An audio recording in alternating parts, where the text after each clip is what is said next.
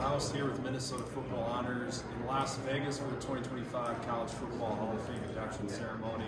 Pleased to be joined by one of the all-time greats, Golden Gopher Greg Eslinger, who's going into the College Football Hall of Fame tonight. Greg, was at your celebration party last night. Lots of teammates in, family made the trip. Just as you get closer to being inducted tonight, what does it mean to you to have all those people who are a key part of your life here celebrating with you? I mean, it was a fantastic night last night, just having good laughs with old friends and family. But I mean, it means so much because, this award is not just about like one individual effort by me. It's a culmination of things. So in order to be able to share that with obviously my family who raised me, with some coaches that help mentor me along that path, and then also with the teammates that helped me get me there. So all those things culminating together is what got me to this point. Obviously I put in a lot of hard work individually, but without them, without the great coaching staff being raised the right way and being around that set of guys and being a part of that experience, I would not be here. So this is a group award almost more than it is just an individual effort award. I think this is a great time for reflection as you sit back and think about your high school, your college career, everything you accomplished, getting to the pros. Was there a moment where you fell in love with football as a kid and went, this is something that I want to pursue and potentially take to the next level? No, that's a great question. So growing up, grew up in North Dakota. I grew up thinking I was going to be a hockey player. So I loved hockey, would rollerblade all summer long with my buddies and, obviously played hockey all winter long. And we were obsessed with hockey. And then all of a sudden, when I was younger and in the early part of my junior high, I got really big into lifting weights. And I loved working out and lifting weights, and I got bigger and bigger, and I was always a taller kid. And the bigger I got, the better I got at football, and the worse I got at hockey. Became slower on the ice, but size was important in football. So I think like somewhere around that 8th or 9th grade year when I was really starting to excel on the football field, I was like, you know what, I'm really enjoying this, and I enjoy lifting weights and being physical and aggressive. I think football should be my main sport now. So that's kind of when it kind of turned over. So right before high school, like, all right, I'm going all in on this football. Well, I'm not trying to date you, but I was like 7 or 8 years old when I was watching you play. You were someone that I enjoyed watching so much growing up. But I remember like the mobility that you had, in the zone blocking scheme with Glenn Mason, like what you were able to accomplish. How did you execute the outside zone scheme so well with Glenn Mason? Yeah, I think that Coach Mason and Coach Shaw, my position coach, we had a very specific offensive scheme, very unique. Not a lot of teams were doing it, and the center, which was obviously the position I played, we had to pull a lot, and so we had to be mobile. And so like I looked at myself, when I came into the university, I was not very big. By Big Ten standards. Because Big Ten standards back then, it was a smash mouth league. It was power, it was, I think like Wisconsin and Michigan, like the big bruising offensive linemen. That wasn't us. We'd like to think that we could move bodies, but we were quick and we blocked guys in different ways. Yeah. And a lot of it depended on the pulling center to kind of almost get that +1 blocker. Yeah. So I looked at it as I was basically a heavy fullback, a heavy middle linebacker that was playing center. So, my freshman year, I think I started my first game at about 245 pounds. So after a grueling 2-a-days. So, yeah, it was a mobile offense that the center was required to be quick. You guys kind of cut against the grain, I guess, with the blocking scheme. It was more of the mobility, like you said.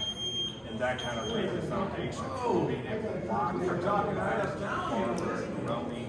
What do you remember most about the experience you had with your teammates and the running backs that you had to block for?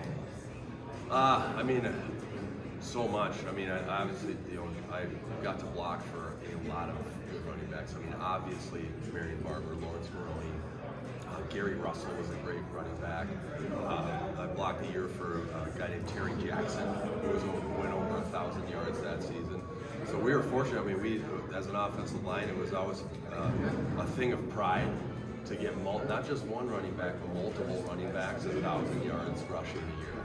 And so, you know, and obviously very fortunate to be with the teammates that I had. You know, I just spent like yesterday evening with a lot of my ex-offensive lineman buddies, and just talking about that, like talking about the unity we had and the cohesion we had as an offensive line unit, and you know, and obviously like blocking for those types of running backs, they made our lives a lot easier too.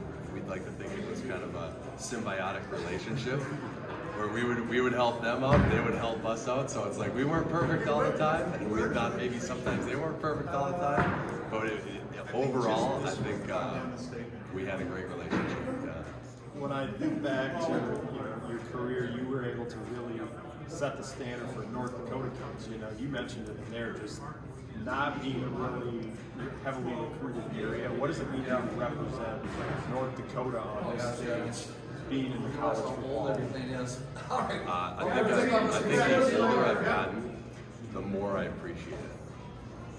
And I don't know why that is, but like I really do have a lot of state pride when it comes to that, because you know, I look back at my experience, and it was nothing like it is today. You know, I mean, everything done today now is recruiting wise is done with social media. It wasn't existing in my time. So, like I look at it, you know, my father and I we sat down and we created a VHS tapes. We had a connection to a coach at a smaller college that knew a few coaches at other colleges that we shipped all those tapes out to, and you know, got the generic camp invite to the University of Minnesota, and did really well there, and the rest is kind of history. But I look at it, it's like North Dakota wasn't a recruited state. You know, it's just too spread out. There wasn't a lot of good access to the state. I think that there were some really good talent. There's some good talent that was overlooked there, and fortunately enough, I at least got a little look. What is your message to younger kids out there that might be aspiring to be like you, maybe looking to take that next step in their career but might be overlooked? What's your message to those kids out there? I mean, my message to those kids out there is just keep going. You know, for me, I was never the biggest guy. I was never the fastest. I was never the strongest. I tried to be with everything I had, you know, but you know, I think about this quote. I think Coach Tomlin maybe had this quote. He said it's not about what you're capable of. It's what you're willing to do. And that was me. I mean, I wasn't like, my ceiling was here. A lot of those other kids' ceilings were here. But I was willing to squeeze every last drop of talent I had out of me. You know, whether that was staying after, like lifting extra weights, doing extra runs, watching extra films. I did everything extra. You know, and it was, you know, going to bed early, not going out late at night, and you know, you make a lot of sacrifices. I know I made a lot of sacrifices, and I'm extraordinarily happy that I made all those sacrifices, because without those I wouldn't be at this position either. You sit back and think about the historic nature of Golden football, the good players that have played for the program over the course of time. You're the 20th member of the Golden Gopher football program to go into the College Football Hall of Fame. Is it really sunk in yet that like you're in that elite fraternity of players that wore maroon and gold? And how much pride did you take in representing the University of Minnesota? I know I put out a social media post this morning. Everybody was all excited, sending congrats to you. So what's that been like for you? Just thinking about your legacy and where you stand in the history of Gopher football. Yeah, I don't know if it's really sunk in, and honestly, I'm a guy that I do not like attention, you know. So I was like, I belong. I'm an offensive lineman, you know, and I belong kind of to the. I guess I've heard the expression, we're the mushroom society. You know, it's like you put us in a dark room, you shovel crap on us, and then you hope that something beautiful and delicious comes from it. You know, and you know, for me, like it's been really, obviously really nice getting a lot of the attention and congratulatory things, but you know, it does. It means so much to me, and like like so much to me for like to represent the University of Minnesota. This school is the one that gave me the opportunity to be on a big stage and gave me really a lot of what I owe today. Like taught me so many of my life lessons, taught me all about hard work, treating people right, putting your friends and family first, all the great life lessons. And so for me to represent the university that has given me so much, it means the world to me. Greg, we're so excited for you. Congratulations on the great honor. We'll have plenty of content out showing the celebration, so stay tuned on social media at NFFNN.